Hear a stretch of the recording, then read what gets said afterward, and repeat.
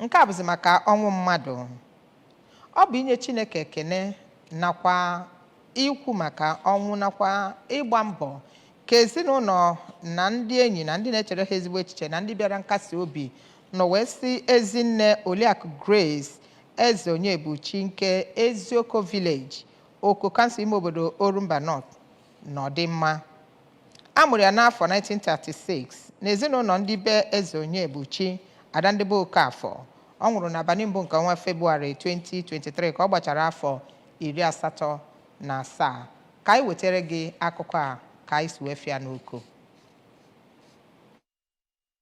bụ ụmụaka 7, ụmụ 24 nakwa ụmụ 9 tinyekwere ndị ọgọ nakwa ndị ikwu n'ibe n'okwu ya na ya bụ ụka elimozu nke ọ bụ ndị ụka Immaculate Conception Parish kara n'ụlọ ya bụ onye lara mmụọ. Reverend Father Greg Anosike kpọkwuru ndị ụka ka ha bụrụ ndị ga na-ebi ndụ etu Kraịst si wee bie maka na ọ nwere onye ma oge ji wee rapụ ụwa. N'ịkọwa ya bụ onye lara mmụọ dịka onye tinyere aka n'ịkwado ọrụ ụka, ya bụ ụkọchukwu mere ka amata na ya bụ onye lara mmụọ azago okwu ya ma kpọkwukwe ndị nke Kraịst ka ha mee ka ọkụ ha na-enwusi ike site n'ezi agwa nakwa ibi ndụ dị mma ka ha wee nweta alaeze Chineke. Dịka ụmụ ya bụ onye lara mmụọ Maazị Chukwuma Ezeonyebuchi nakwa Barrister Chinwe Okonkwo Okom, nne ha bụ nke nwere ezi okwukwe ma bụrụkwa onye na-ekpe ekpere. Otu ọgọ ya bụ onye lara mmụọ Barrister Uchenna Okonkwo Okom sịrị na ọ bụ onye nyere mmadụ aka na amasị ma bụrụkwa onye na-aghọta mmadụ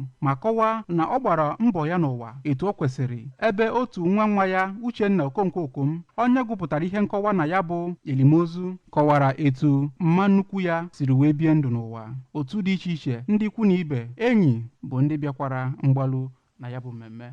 Site n'Oko, Emmanuel Chigbata maka akụkọ ụwa ABS.